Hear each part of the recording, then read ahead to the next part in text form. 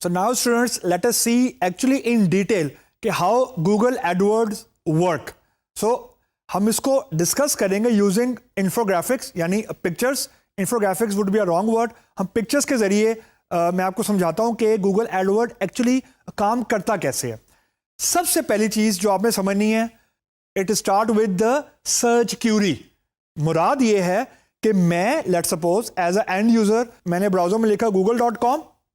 उसके बाद मैंने जो भी क्यूरी लिखी है, क्यूरी से मुराद कोई स्पेसिफिक वर्ड नहीं है, क्योंकि जो एंड यूजर है वो नॉन टेकी भी हो सकता है ना. मतलब मैंने फॉर एग्जांपल अगर डेटाबेस के ऊपर सर्च करनी है, तो अगर मैं टेक यूजर हूं तो मैं एक्सप्लिसिटली फॉर एग्जांपल लिख छोड़ूंगा कि डेटाबेस प्राइमरी की.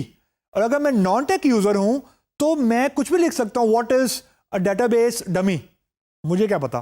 तो गूगल पे मैं कुछ भी सर्च करूंगा, जो सर्च क्यूरी है उसके लिए ये लाजमी नहीं है कि वो स्पेसिफिक हो. यानी स्पेसिफिक मुराद मैं ये नहीं लिखूंगा कि डेटाबेस बाय सीजे डेट. ये एक बहुत स्पेसिफिक सर्च है कि मुझे वो बुक दिखा दो जो डेटाबेस की सीजे डेट ने लिखी है. सर्च क्यूरी ये होती है कि वो स्पेसिफिक नहीं होती, लेकिन उसमें कुछ कीवर्ड्स होते हैं. नहीं भी हो सकते, हो भी सकते हैं. तो स्टेप नंबर 1 कि मैंने कुछ सर्च किया google.com के ऊपर, that is step number 1. Now step number 2 is जिसको हम लोग बोलते हैं ऑक्शन. अब ये चीज हमने पहले डिस्कस नहीं की. रीजन, मैं इस स्लाइड का पर्टिकुलरली वेट कर रहा था.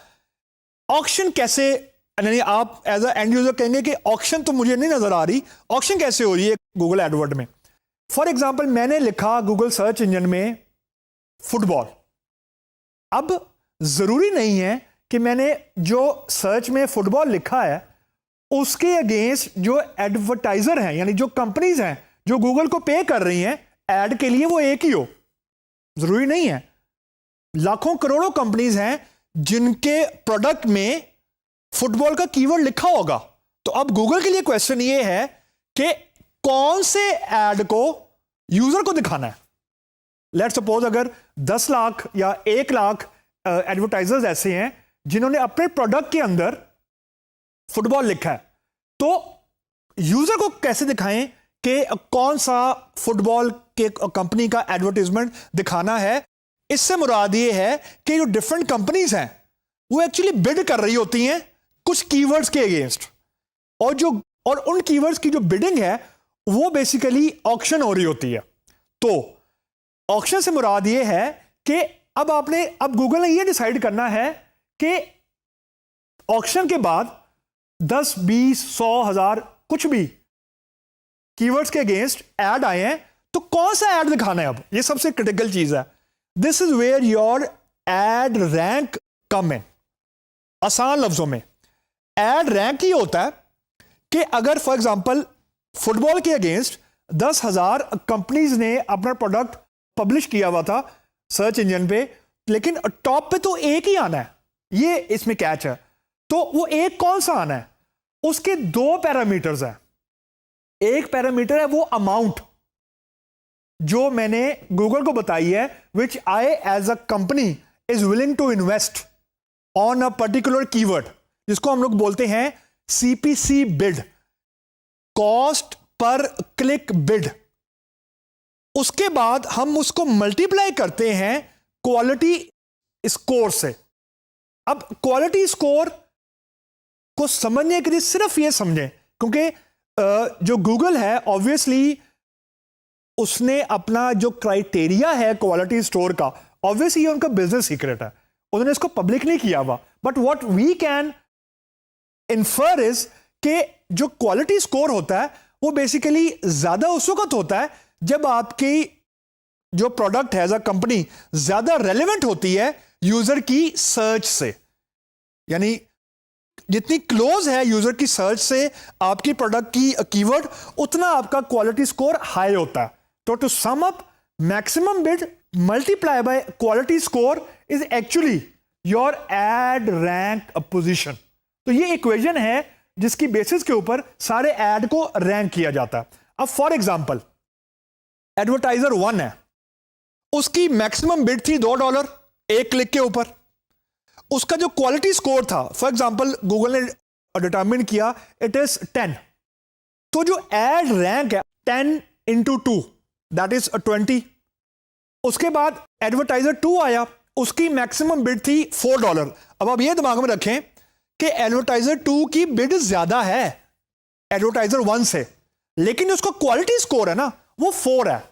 What does it translate to? आसान लफ्जों में कि एक कंपनी है वो पैसे से ज्यादा दे रही है, लेकिन जो उसका कीवर्ड है ना एड के साथ एसोसिएटेड, वो रेलेवेंट कम है, यानी उतना ज्यादा रेलेवेंट नहीं है जो यूजर सर्च कर रहा है। This is a crux.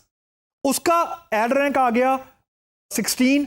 अब हमें इस रैंक से यह पता लग रहा है कि जैसे ही फॉर एग्जांपल मैंने फुटबॉल लिखा, जो भी टॉप का एडवर्टाइजर है फॉर एग्जांपल 20 वाला, it will win that particular bid.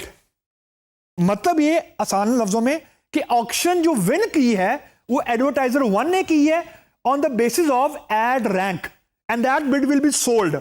Sold से मुराद क्या कि यूजर को एडवर्टाइजर 1 का एड नजर आ जाएगा। This is how actually Google Edward work. अब हम अगले स्टेप में यह देखते हैं कि जो गूगल एडवर्ड है वो इसकी स्कोरिंग कैसे, यानी इसको चार्ज कैसे कर रहा होता है। यानी गूगल ने जब यूजर ने क्लिक करना है तो आपको एज अ कंपनी चार्ज करना है। तो जो चार्ज करने का क्राइटेरिया है ना वो बहुत सिंपल है। जो आपका एड रैंक है, लेट्स सपोज अभी 10 था, उससे एक स्टेप नीचे आ जाए, यानी एडवर्टाइजर 1 को कितने पैसे चार्ज होंगे, वो एडवर्टाइजर 2 का रैंक है डिवाइडेड बाय जो मेरा क्वालिटी स्कोर है, उसमें हम $0.01 ऐड कर देंगे।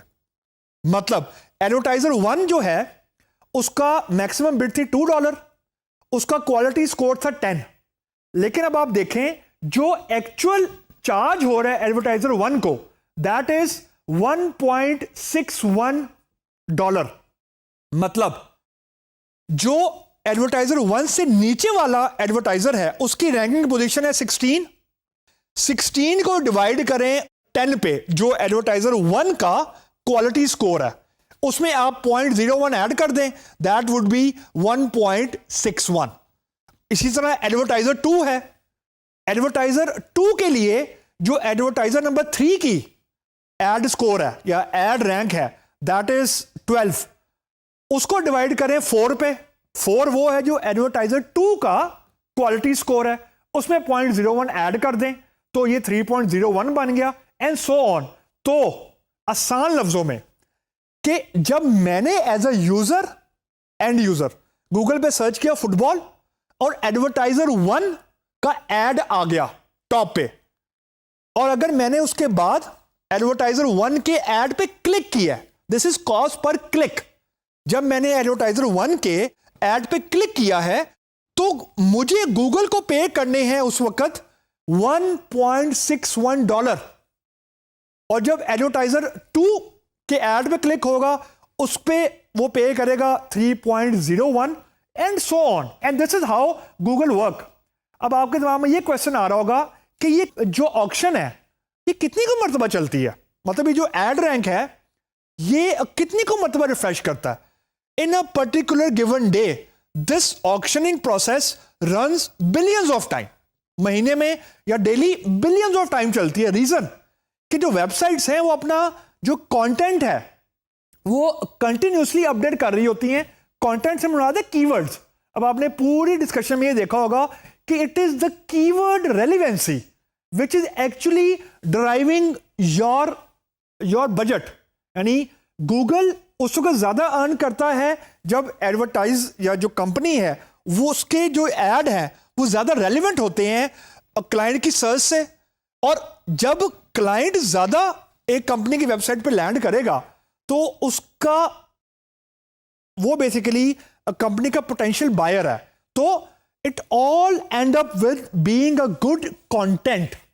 आपका कंटेंट जितना स्ट्रांग होगा, जितना हेल्दी होगा, जितना रेलेवेंट होगा, उतने ही ज्यादा चांस है कि आप ऑक्शन जीतेंगे और आपका जो एड है वो टॉप पे आएगा। तो this is a moving target. जरूरी नहीं है कि एडवर्टाइजर 1 जो अभी हम देख रहे हैं ये पूरी जिंदगी एडवर्टाइजर 1 हमेशा टॉप पे रहे। नो, अगर कोई और दूसरा एडवर्टाइजर सेम कीवर्ड के अगेंस्ट अच्छा स्कोर ले आता है या अपनी बिड ज्यादा कर देता है, तो यू कैन सी कि दिस इज इरिप्लेसेबल, यानी ये रिप्लेस हो सकता है। यानी पोजीशनिंग, जो एड की रैंकिंग है, वो कॉन्टिन्यूसली इन स्विंग होती है, कंटिन्यूसली चेंज हो रही होती है। रीजन कि जो कंपनीज हैं वो इसको बेसिकली मॉनिटर कर रही होती हैं एड रैंक की पोजीशनिंग को।